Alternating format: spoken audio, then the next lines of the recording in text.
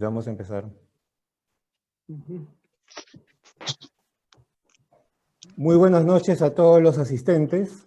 Queremos darle la más cordial bienvenida y expresar el agradecimiento del Instituto Peruano por la Libertad por la gran acogida que ha tenido este evento de lanzamiento. El Instituto Peruano por la Libertad se presenta para promover de manera firme y decidida las ideas de la libertad, para defender y difundir las ideas de la libertad como el principal, el mejor, el único camino para que nuestro pueblo, nuestro país alcance el progreso que todos estamos buscando. Queremos agradecer también a la Fundación Frederick Naumann, Oficina Países Andinos, por el apoyo a este importante evento para nosotros. Y antes de dar inicio ya a las presentaciones de las personas que nos acompañan esta noche, quiero presentar a los miembros fundadores del Instituto. En primer lugar, presentamos al presidente del Instituto Peruano por la Libertad, el doctor Miguel Vega Alvear, quien ha tenido la fuerza de promover esta institución. Está también con nosotros el señor Aldo Obando, la señora Sofía Gutiérrez, el señor Antero García Tenorio, el señor Julio Natters, el señor Carlos Urbina y el señor Beltrán Gómez Híjaro. Todos con la misma idea, la misma fuerza para promover y difundir las ideas de la libertad. A continuación vamos a dar inicio ya con la presentación del señor Jörg Denner, representante de la Fundación Frederick Naumann para la Libertad, Oficina Países Andinos. El señor Jörg Denner es politólogo e historiador por la Universidad de Wilhelms de Westfalia en Münster, Alemania. Actualmente es representante y director de la Oficina Países Andinos de la Fundación Frederick Naumann para la Libertad. Ha sido también representante de la misma en Argentina y Paraguay y director de proyectos en Turquía. Además, es fundador de la Academia Internacional de Líderes. Damos pase con el agradecimiento nuevamente al señor Jörg Denner. Muchas gracias. Muy buenas noches a todos. Muchas gracias para darnos la oportunidad de participar y cooperar en este evento y felicitaciones por la formación de este instituto. En estos tiempos necesitamos más institutos que representan ideas liberales y también en este evento tenemos expertos de altísimo nivel. Y es un placer con la Fundación Naumann participar con ustedes y felicitaciones otra vez más por la formación. Pero en estos eventos también es claro que siempre damos la oportunidad a los participantes preguntar a los expertos, porque no queremos solamente escuchar a los expertos, también queremos un intercambio, porque también es un valor liberal intercambiar con expertos, intercambiar entre nosotros, porque las ideas liberales también están basadas de intercambio, no solamente escuchar. Muchas gracias otra vez más por este evento, felicitaciones por la formación y empezamos con el evento. Muchas gracias. Muchas gracias. Vamos a presentar entonces ahora al doctor Miguel Vega Alvear, presidente del Instituto Peruano por la Libertad.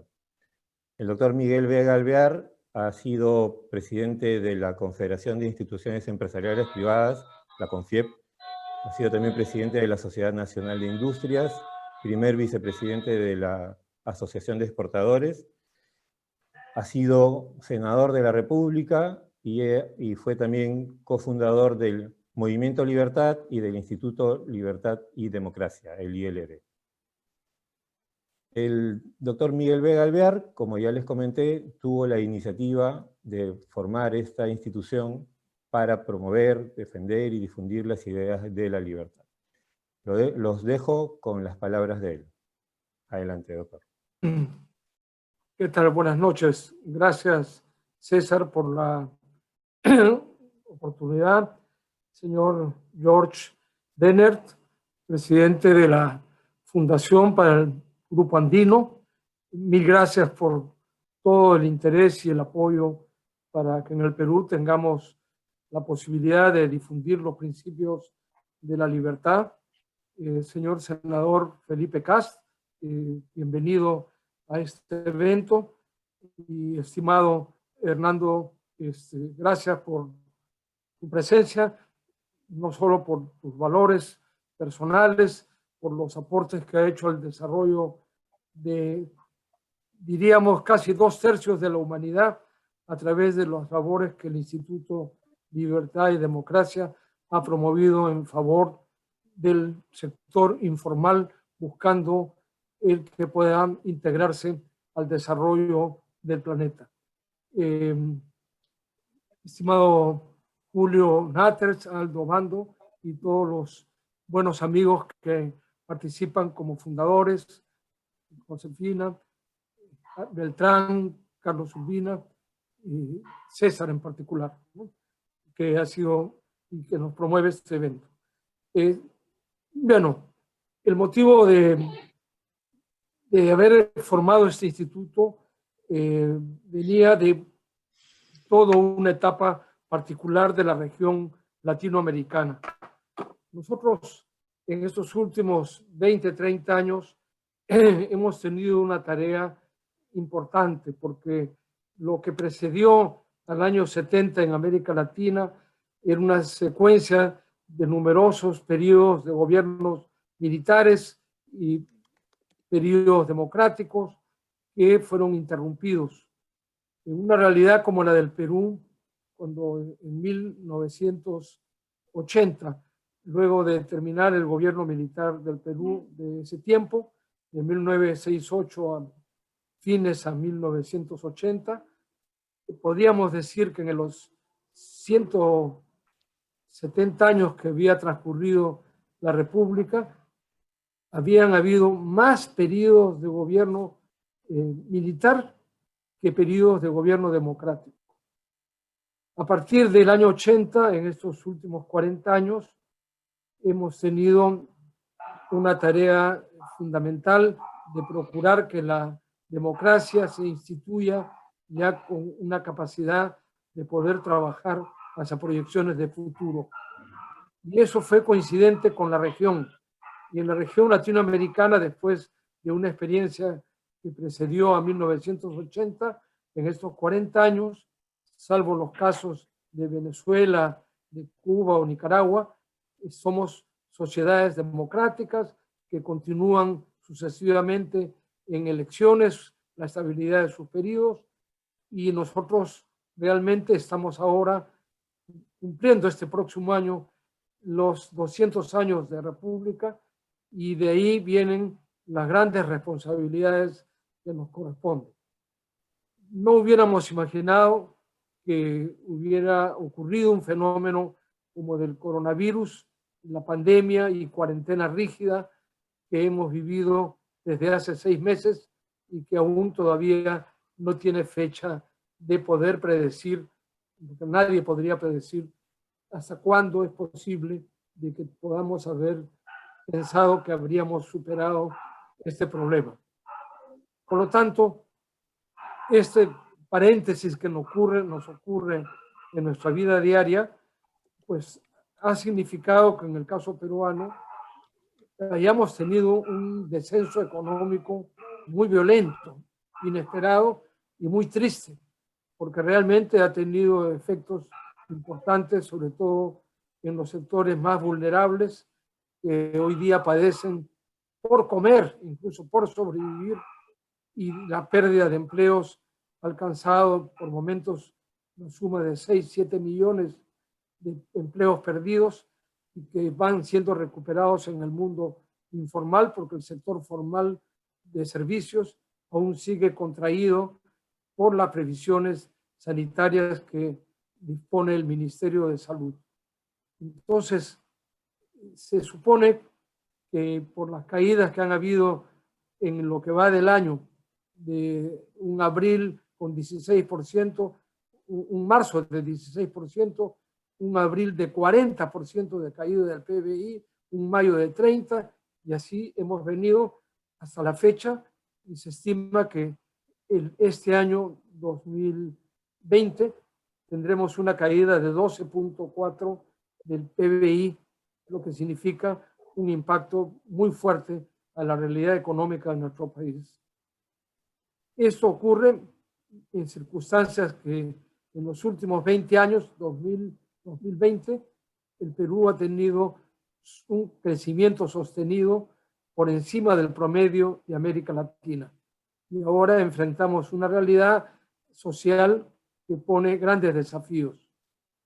Y en consecuencia, de una manera inesperada, este 2021 tendremos elecciones. Y esas elecciones ya no será un cambio de gobierno, al igual como han sido los cambios de gobierno precedentes, sino es el desafío de realmente llevar a cabo una profunda reforma del país. Y eso tiene un significado fundamental, y por esa razón es que tenemos hoy día el privilegio de que una figura mundial como Hernando de Soto esté liderando un plan de las grandes reformas que el Perú requiere y que permita la integración del sector informal al formal para crear una sociedad más justa y más libre, naturalmente. Nosotros, ante esta pandemia igualmente, hemos dicho desde que se gestó este problema que se estaban produciendo dos tendencias en el planeta. Una en el Asia-Pacífico, liderados principalmente por China, y que por las formaciones disciplinarias como son las sociedades de Japón, de Corea del Sur, de Indonesia, de Singapur o de Malasia, se está gestando un modelo que llamaríamos una sociedad disciplinaria o una sociedad que puede derivar en autoritaria. Y es consecuencia de que el 5G estaba previsto que ya ingresara masivamente en la conducta, y por lo tanto en esta década 2020 y 2030, el 5G, que eleva 10 a más veces la velocidad de la información, va a permitir que los gobiernos, los estados, van a tener un seguimiento a las personas, no solamente en sus hogares, en su transporte, en el lugar donde trabajan, de modo que se va orientando la vida o reduciendo el espacio de comportamiento y de libertad individual de las personas, para poder tener un ordenamiento fijado por estas políticas de Estado. Ese modelo de sociedad, sin embargo, contradice el modelo de sociedad que ha sido la conquista mayor de Europa occidental de los últimos 200 años, en el que ha aportado al mundo el principio de la libertad, que es el sustento, junto a la propiedad y a la economía de mercado, de la sociedad que vivimos. El mundo latino, en Sudamérica, en Latinoamérica, es una herencia de esta cultura de Europa occidental. Y por lo tanto, la libertad es fundamental, porque es el principio que respeta la libertad de elegir, la libertad de expresarse, la libertad de poder tener iniciativa para el desarrollo personal. Y esa conquista que Europa, de que hemos heredado, es también importante que en estos tiempos de cambio, este mundo digital que viene, que va a cambiar, se estima que en estos 10 o 20 años va a ocurrir la más grande evolución habida en la historia tecnológica de la humanidad, porque la industria se va a robotizar, automatizar, las empresas se digitarán, serán digitales las empresas medianas y grandes, y habrá una tarea enorme para incorporar a las micro y pequeñas empresas a ese mundo digital nuevo, porque estamos en un proceso de globalización de condiciones cada vez más peculiares en la medida que vamos integrando en las poblaciones del planeta. Entonces, todo este escenario que tenemos por delante nos dejan reflexiones en que la tarea de reformas no deberíamos olvidar los desafíos mayores.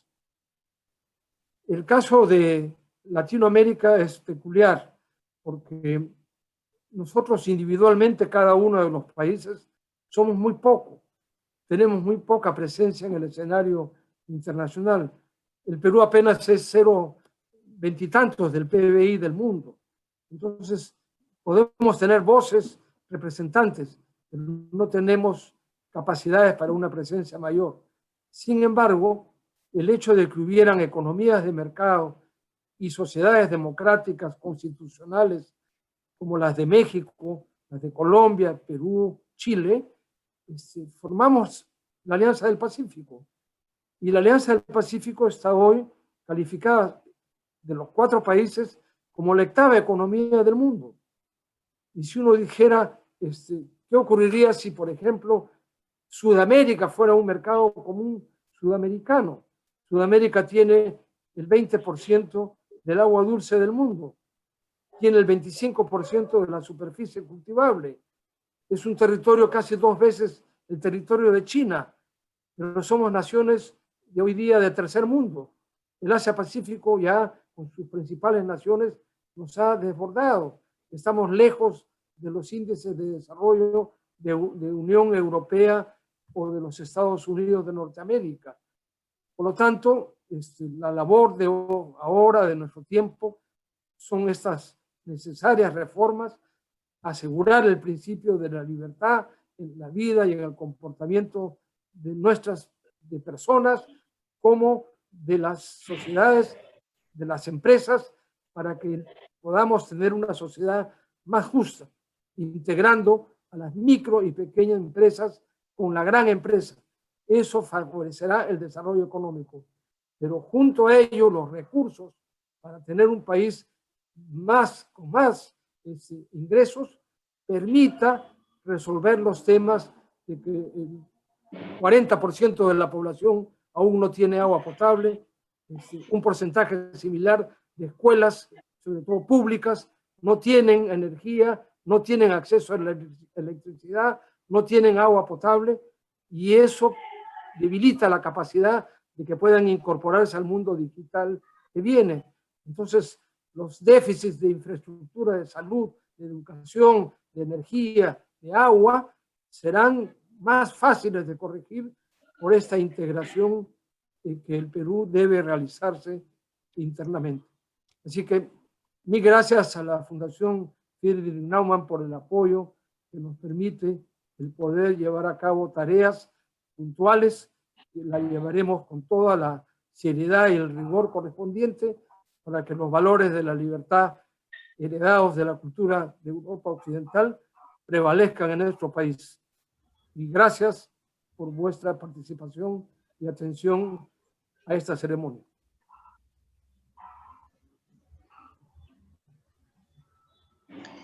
Esta noche nos honra con su presencia en el lanzamiento del Instituto Peruano por la Libertad, Felipe Kast. Él es ingeniero comercial con mención en Economía de la Pontificia Universidad Católica de Chile, máster en Economía con mención en Políticas Públicas de la misma casa de estudio. Estudió Economía y Sociología en la Universidad de La Habana, Cuba. Posteriormente obtuvo el grado de doctor en Políticas Públicas en la Universidad de Harvard, Estados Unidos. Fue uno de los creadores de la oficina que el Poverty Action Lab de MIT instaló en la Pontificia Universidad Católica para atender en Latinoamérica. Ministro de Planificación del gobierno de Sebastián Piñera entre marzo del 2010 y julio del 2011. Delegado presidencial para aldeas y campamentos, agosto del 2011 a diciembre del 2012. Fundador y líder del Partido de Evolución Política, Evópoli, diciembre del 2012. diputado por el Distrito 22 Santiago Centro en el periodo 2014-2018. En el 2017 fue candidato presidencial de Époli por las primarias de Chile Vamos y actualmente es senador por la región de la Araucanía. Él nos va a compartir esta noche el tema denominado la importancia de difundir las ideas de la libertad en la región. Sin más preámbulo, los dejo con Felipe Cas.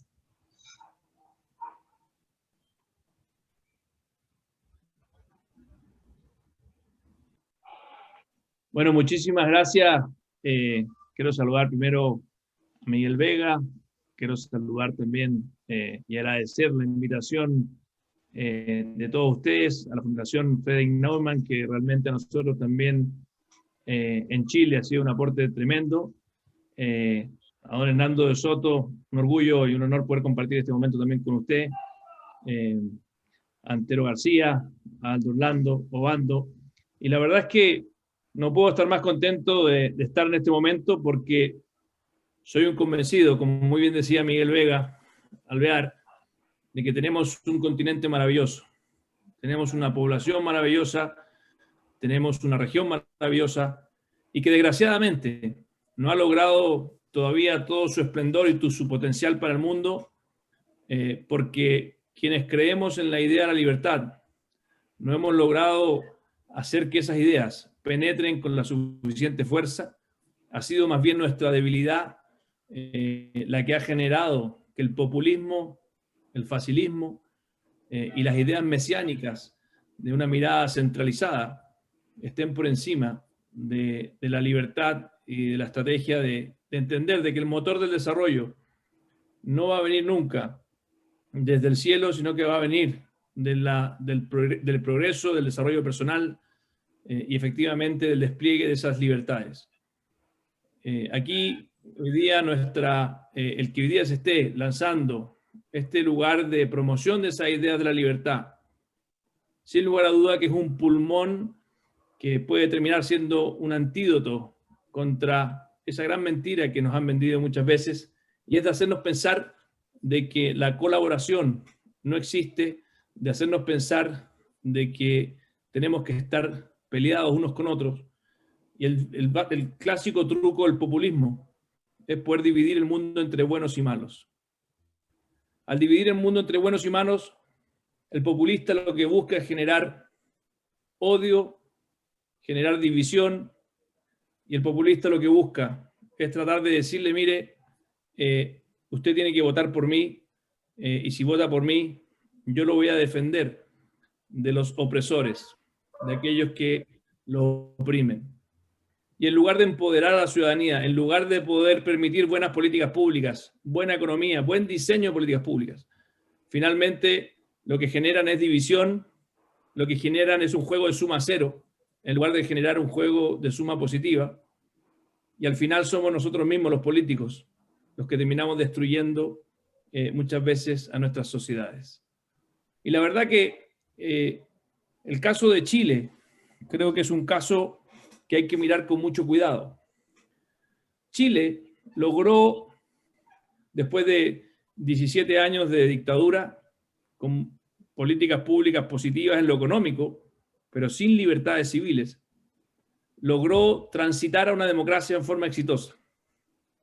Y logramos que izquierda y derecha y todos los sectores se sintieran orgullosos de haber logrado una transición a la democracia que comenzó en los 90 y que la verdad que permitió que Chile tuviese sus mejores años en su historia durante 2 décadas, con crecimiento en la primera década por sobre el 6%, con una disminución de la pobreza desde un 45% a un 8%, con un aumento de indicadores sociales, no solo económicos, realmente muy potentes. Sin embargo, desgraciadamente los liberales no le exigimos al Estado que pudiera colaborar con su parte del trabajo. Se nos olvidó que las democracias son cuerpos vivos, que siempre están en riesgo. Y que si no somos capaces de mantener ese espíritu reformista, ese espíritu de cambio, que le da confianza a la ciudadanía, de que no estamos simplemente para defender los privilegios de unos pocos, sino que estamos en política para defender la dignidad de las personas, para defender la libertad de las personas, para buscar que esas personas no vivan oprimidas, vivan realmente con el gran sueño que tenemos los liberales, que es que cada persona pueda cumplir su proyecto de vida. Y por eso la diversidad es muy importante. Y por eso, para poder combatir el populismo y para poder defender las desigualdades que son positivas, esas desigualdades que vienen de la diversidad, del talento, del mérito, tenemos que combatir con mucha fuerza las desigualdades que son injustas, las desigualdades que provienen de la discriminación, las desigualdades que provienen de que los niños no tengan igualdad de oportunidades, las desigualdades que provienen de la mediocridad del Estado.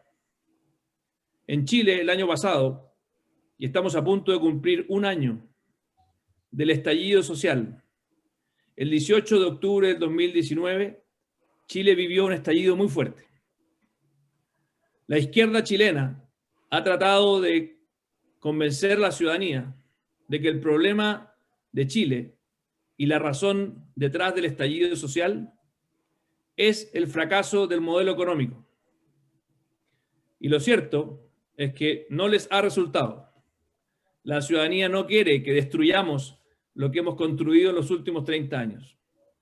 La ciudadanía lo que busca es que podamos efectivamente reformar el Estado para que la educación pública, la salud pública, incluso la seguridad en los barrios que están tomados por los narcotraficantes, efectivamente sea de calidad.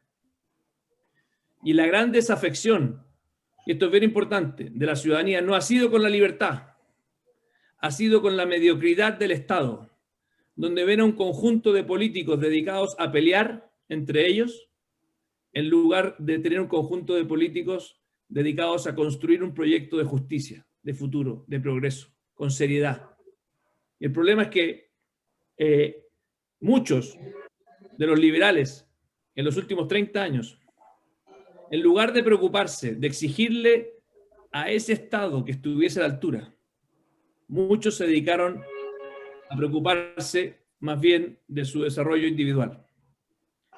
Y la verdad que un verdadero liberal siempre cultiva el espíritu colectivo, porque parte de su felicidad también está en el desarrollo justamente de su tribu, de su país, de su nación.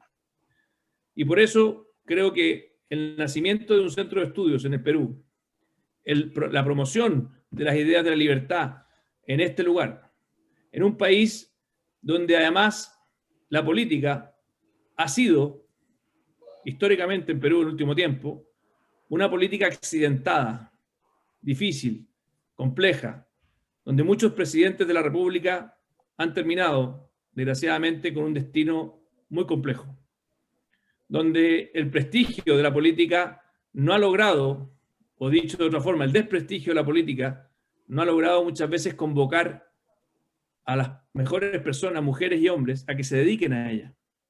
Porque al final funciona muchas veces como un espacio bastante hostil, muy complejo. Y en esto no hay atajos. Necesitamos buenos políticos, de izquierda, de derecha, de todos los lugares.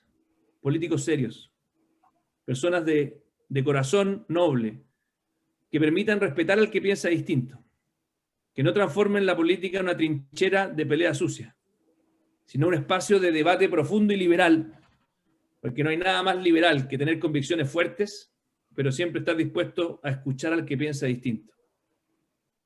Desde Popper aprendimos que el método científico nos enseña a siempre escuchar con atención al que piensa distinto, porque hay algo en lo cual yo puedo mejorar si escucho bien, incluso profundizar mis convicciones.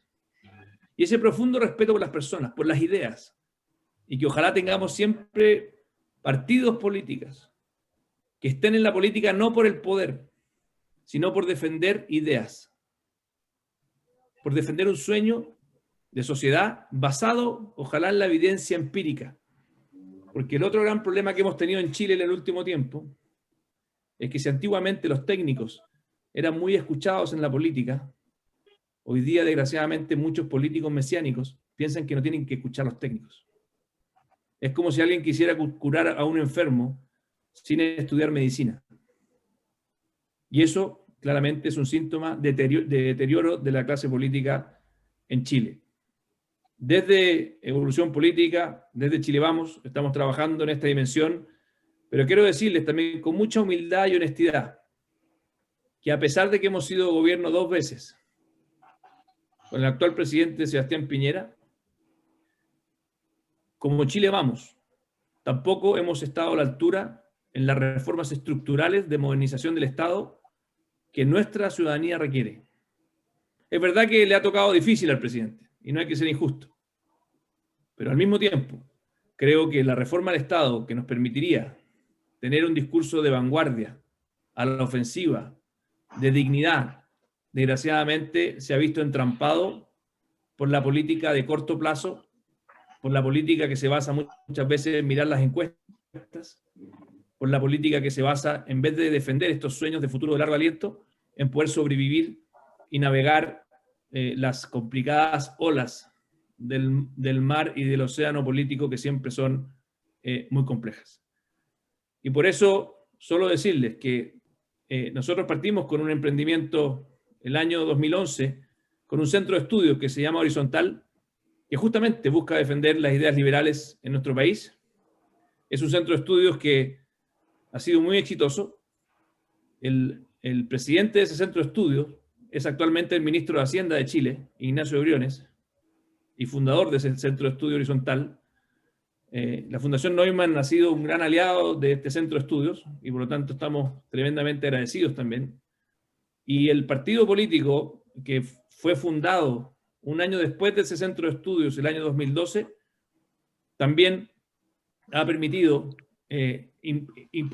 poner en la agenda pública elementos clave culturales del ideario liberal, como por ejemplo el que los niños tienen que estar primero en la fila, y que en lugar de pensar en la gratuidad en la educación superior de los universitarios, debate que es legítimo, nosotros le dijimos a todo Chile, miren, si no partimos por entregarle una seguridad a nuestros niños, una cancha pareja, dignidad a todos ellos, y que la calidad de la cuna no determine la calidad de la tumba de nuestros niños, va a ser imposible que nos crean que realmente tenemos un sueño de justicia.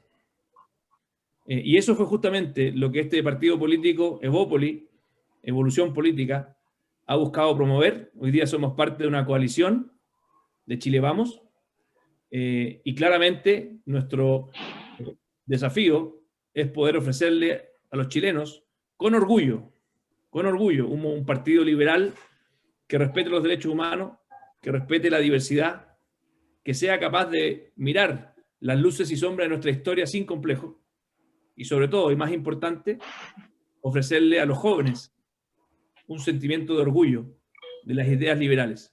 Por eso estamos trabajando también con mucha fuerza en las universidades. Yo los invito como centro de estudio nunca abandonar a los jóvenes, nunca abandonar a las nuevas generaciones, porque créanme, en Chile al menos el Partido Comunista y los centros, y los grupos de pensamiento de extrema izquierda han sido los que han logrado penetrar con mayor fuerza en las universidades. Y los liberales, muchas veces muy cómodos, muy cerca del emprendimiento, del mundo de los negocios, del mundo de la innovación, que es muy positiva, en Chile llegaron un minuto que se tomaron demasiado en serio la tesis del fin de la historia. Los liberales se tomaron demasiado en serio el que después de la caída del muro de Berlín se había acabado el debate de las ideas. Creyeron que el debate era simplemente técnico entre economistas. Yo soy uno de ellos, así que tengo mucho cariño por la economía. Y no se dieron cuenta de que el debate de la economía teníamos que llevarlo a cada rincón, a cada barrio, a cada favela, a cada campamento. Y que esas ideas son muy ciudadanas. Los sectores más populares eligen a diario nuestras ideas. El problema es que muchas veces nos ven muy lejanos del sufrimiento, del dolor, de la angustia, y le regalamos esa cancha muchas veces a los populistas que ofrecen recetas añejas y que desgraciadamente la ciudadanía muchas veces termina creyéndola. A veces no tanto por el motivo o la razón, sino simplemente porque hay muchos de ellos que sí están ahí donde está el dolor. Así que ser liberales es una vocación de largo aliento, es un sueño de justicia, y lo más lindo es que es la filosofía más antigua y más exitosa que hemos visto en los últimos siglos. Y por lo tanto estamos parados sobre los hombros de mentes brillantes, y no solamente de mentes brillantes, sino que además estamos parados sobre los hombros de una historia que avala las ideas liberales. Pero como muy bien decía el The Economist en su manifiesto del año 2018, esta revista inglesa, decía, los liberales nos sentimos muy cómodos con el éxito de nuestro proyecto de democracia liberal y dejamos de tener esa hambre de cambio reformista que permita que la democracia liberal tenga legitimidad. Y se rompió esa reciprocidad básica que tiene que existir entre el ciudadano que con sus impuestos mantiene a los políticos y lo que los políticos, desde esa democracia liberal, son capaces de devolverle a la ciudadanía. Así que yo agradezco una vez más, don Miguel Ángel, cuente con nosotros, un poco más al sur estamos que nos caemos ahí del mapa para abajo, pero le tenemos un cariño gigantesco al Perú, somos admiradores del Perú también en lo que han logrado con mucha fuerza en materia de libertad, porque si es que la política ha estado débil en Perú, el emprendimiento, la innovación, la inversión, afortunadamente sí ha permitido que el Perú pueda ir avanzando en la dirección correcta. Si logramos que no solamente la inversión, el crecimiento y la innovación anden en la inversión correcta, sino que además logramos que la política se pueda corregir, estoy seguro que Perú va a ser una luz y un faro para muchos países de Latinoamérica. Muchas gracias. Muchísimas gracias, Felipe Cas. Asimismo, esta noche tenemos el honor de contar con la participación del doctor Hernando de Soto, quien es presidente del Instituto Libertad y Democracia, ILD, con sede en Lima, Perú, institución que ha sido considerada por el semanario The Economist como uno de los 2 centros de investigación más importantes del mundo. La revista Time, en mayo de 1999, lo eligió como uno de los 5 principales innovadores de América Latina en el número especial sobre líderes para el nuevo milenio. Y durante el 2004 lo consideró entre las 100 personas más influyentes del mundo. Asimismo, la prestigiosa revista Forbes, en su edición especial por su 85 aniversario, lo seleccionó entre las 15 personas que reinventarán el futuro. En octubre de 2005, una encuesta entre los más de 20,000 lectores de las revistas Prospect del Reino Unido y Foreign Policy de los Estados Unidos ubicó al presidente del ILD como uno de los 13 intelectuales más importantes del planeta. Durante el discurso inaugural del World Economic Forum en Davos en el 2004, el expresidente Clinton lo calificó como el economista vivo más importante del mundo. Entre algunos de los premios que ha recibido el doctor de Soto, destacan el premio Milton Friedman por la libertad. El premio de las Américas 2004 ha sido nombrado uno de los mejores peruanos del 2004, premio otorgado por la Asamblea Nacional de Rectores. Recibió el premio de la Fundación Alemana para la Propiedad por sus contribuciones excepcionales a la teoría sobre los derechos de propiedad. El premio Poder BCG Business Award 2017, otorgado por la revista Poder y el Boston Consulting Group en mérito a la mejor iniciativa antipobreza. El premio Humanitarian, en reconocimiento a su trabajo por ayudar a los pobres a participar en la economía de mercado. En el 2009 fue electo como miembro honorario de la Sociedad Filosófica Universitaria del Trinity College, por su brillante carrera pública y sus valiosas contribuciones por el Centro Internacional para la Empresa Privada, en reconocimiento de sus extraordinarios logros en promover la libertad económica en el Perú y los países en desarrollo. En el 2009, Friedrich Hayek le otorgó la medalla Hayek por sus teorías que fomentan las políticas liberales en una economía de mercado para los de abajo y para la implementación apropiada de sus conceptos por 2 gobiernos peruanos. En el 2010, el Comité Científico Internacional Pio Mansú Centre le otorgó en Italia la medalla de la presidencia del Gabinete Italiano, Consejo de Ministros, en reconocimiento de su contribución a mejorar las condiciones de la humanidad y por su compromiso con el futuro de la Tierra. En el 2011, el Premio Innovadores de América lo consideró un ícono y leyenda por sus ideas revolucionarias en la erradicación de la pobreza en el mundo. En el 2016, recibió el premio Brigham Canner Property Rights de la Escuela de Leyes Williams Mary, Estados Unidos, y la Universidad de Leiden, en Países Bajos, en una ceremonia realizada en La Haya. En mayo del 2017, el Premio Internacional al Desarrollo Empresarial en Estocolmo, Suecia, y en junio, Julian Simon Memorial Award en Washington, D.C. El doctor de Soto va a presentarnos en esta noche el tema denominado La posibilidad de crecimiento económico del Perú en base a la propiedad y la libertad de empresa. Sin más preámbulos, con ustedes el doctor Hernando de Soto. Muy buenas noches, muchas gracias por ese preámbulo tan generoso. He sido muy inspirado por todo lo que he escuchado, entonces las palabras que había preparado las vamos a poner de un lado y me gustaría más bien sumarme a los pensamientos y a los elogios de los que me han precedido, en primer lugar para felicitar la creación del Instituto Peruano por la Libertad, y sobre todo a mi amigo Miguel Vega Alvear, con el cual compartimos tantas ideas y aventuras intelectuales y políticas, algunas exitosas, no reconocidas por supuesto, y algunos fracasos muy bien publicitados por supuesto, y me alegro que siga en la trinchera para luchar por la libertad. Felicidades, Miki, por esta posición, que se la vas a llevar muy bien a cabo con todos tus enormes habilidades para juntar gente e inspirarla. También me da mucho gusto estar en presencia de la Fundación Friedrich Neumann y tener mucho gusto que esté apoyando el Instituto Peruano por la Libertad. Hace tiempo que los sigo y me alegro que estén presentes en América Latina. Me han gustado mucho las palabras de don Felipe Cas, sobre todo el mea culpa liberal, con el que yo comparto todas las cosas que hemos podido hacer y que todavía quedan por hacer.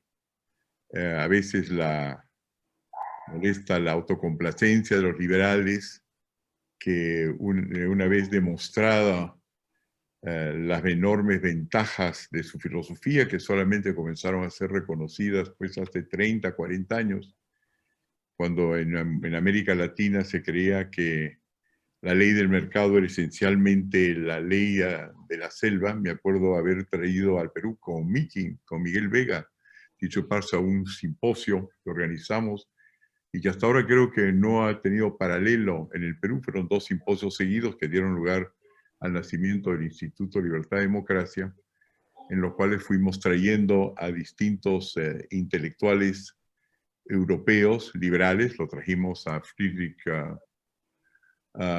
von Hayek, estuvo acá también Ernst Joachim Messmecker, de la Max Planck Institute, que demostraron a los peruanos de que los liberales son filosóficamente muy sofisticados, a diferencia de lo que nos había hecho creer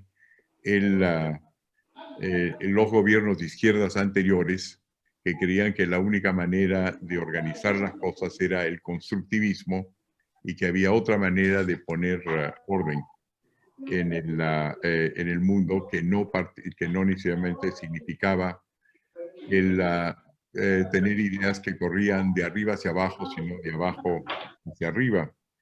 Es eso que nos ha llevado, por supuesto, a fijarnos sobre todo en el Perú en los sectores más pobres. Y si hay algo de lo cual queremos estar orgullosos es el hecho de haber, o digamos, algo de satisfechos, es el hecho de haber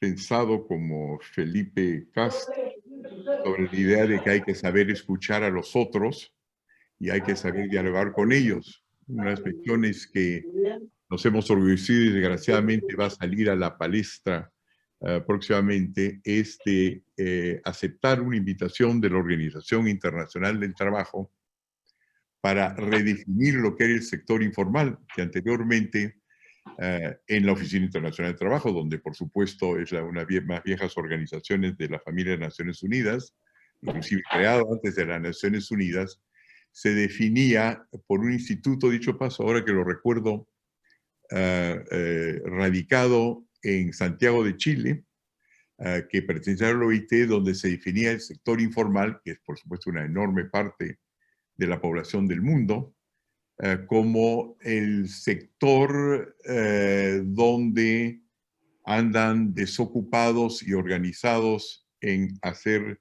pequeños negocios, los que fueron dejados de lado o olvidados por el capitalismo, que en los países del tercer mundo, que por supuesto estaba a la periferia del capitalismo de Occidente, y lo que había que hacer era por supuesto crear empleo a través de sociedades dirigidas por un Estado centralista.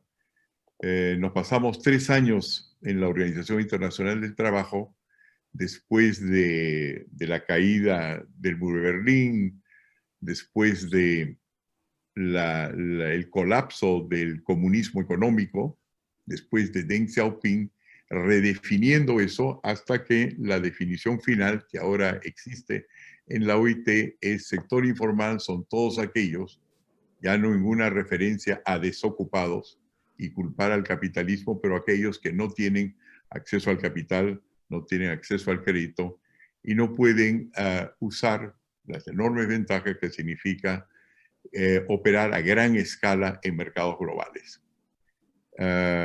Y eso acaba de ser reafirmado en un dramático discurso por el director general de la OIT, Guy Ryder, que en el 1 de mayo, ahora con los primeros resultados y estadísticas que tiene su organización, con más de 3.500 funcionarios distribuidos en 45 países, regiones del mundo, sacaron a luz de que como resultado de la pandemia, y por eso esto viene a sumarse a la actualidad, los que más sufrían era el sector informal. Y las estadísticas son como sigue. Somos más o menos 7.500 millones de personas en el mundo, de las cuales 3.300 millones son la población económicamente activa, es decir, algo menos de la mitad, y de esos 3.300 millones son del llamado sector informal, los que no tienen acceso a capital, los que no tienen acceso al crédito, los que no pasan de tener economías que ni siquiera son nacionales, sino son locales, son tribales, son de muy pequeñas, de muy pequeños pueblos aislados, sobre todo, por supuesto, en el tercer mundo. Ellos son 2.000 millones de personas que ya en junio de este año habían agotado el 70% más o menos de sus ahorros y de sus ingresos, y que en los próximos meses, es lo que estamos viviendo ahora, se calcula que de 3 de 4 empresas informales, que en el caso del Perú emplean al 80% de la población, van a perecer. They are going to perish, en inglés. Eso significa que ya no es un problema hipotético que se hace con los pobres del mundo, sino que aquí los que nos consideramos liberales, o por lo menos de ideas ancladas en la libertad, tenemos la posibilidad de redefinirnos frente al populismo. porque evidentemente cuando en países como el Perú ya comencemos a salir de nuestro confinamiento y vamos a poder vamos a poder por fin juntarnos en las calles, la gran cantidad de gente, y me voy a referir al Perú nomás, porque me encanta mantener mis enemigos, si es posible, en un solo país a la vez, van a salir a las calles la gente y van a culpar al sistema. Y el sistema que van a culpar en muchos casos va a ser el sistema que llaman capitalismo e inspirado en el liberalismo. Entonces, ahora de nuevo, por lo menos en el Perú, en los países del tercer mundo que yo conozco, nosotros hemos trabajado en los últimos años con 30 jefes de Estado desde Asia, África y América Latina. Vamos a tener que encontrar una manera de formular el liberalismo de manera que se dirija a los problemas de una población descapitalizada, una población que se le había convencido después del colapso del comunismo que no había otra solución, the only game in town, era el liberalismo, de que eso es justamente lo que ha fracasado. Entonces ya tenemos los enemigos al frente y la posibilidad de renovar nuestro vocabulario y de nuevo de mirar a nuestras constituciones. Tengo delante mío justamente un estudio de la Constitución peruana. Estamos viendo que dice en el artículo 1 que en el Perú hay respeto a la dignidad de la persona humana. Pero para nosotros, pues, la persona humana no es un término abstracto, sino individual. Y la individualidad de un comunero peruano, donde está una buena parte de nuestra población, es decir, la población que tenemos en las áreas rurales, no se respeta porque solamente puede actuar con el consentimiento de los otros. Nuestras leyes de comunidades dicen que no hay verdaderamente derecho o respeto a la propiedad individual, a pesar de que dentro de esas comunidades hay propiedad individual, pero son regidas por reglamentos locales que van en contra de la Constitución y dicen que no permiten comprar, vender o de alguna manera hipotecar, crear crédito, crear capital en base a su propiedad. Se dice en el artículo 2 de la Constitución peruana que todos los peruanos somos iguales ante las leyes.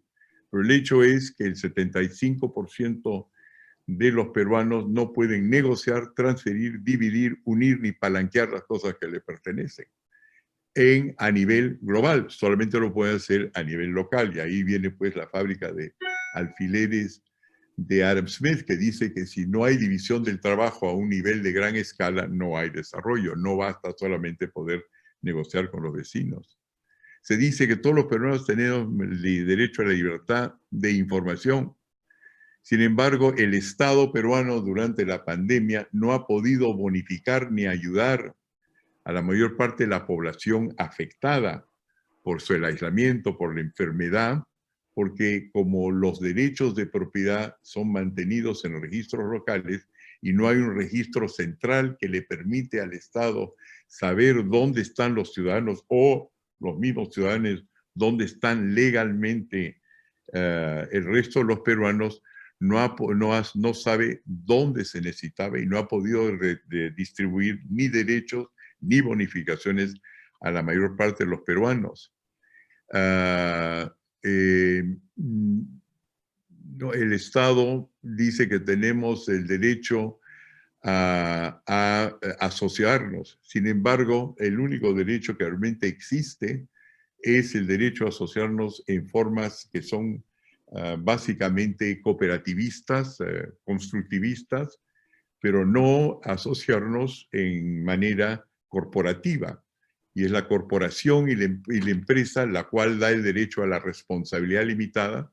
Es decir, cuando uno entra al juego del mercado, no entra al juego del mercado arriesgando todo en un solo juego, sino puede partir y dividir sus activos en forma de que no arriesga todo a la vez. Cada vez que un informal en el Perú actúa, es como entrar a una mesa de póker y todos los chips se juegan a la vez, y evidentemente las quiebras pues son absolutamente inmensas.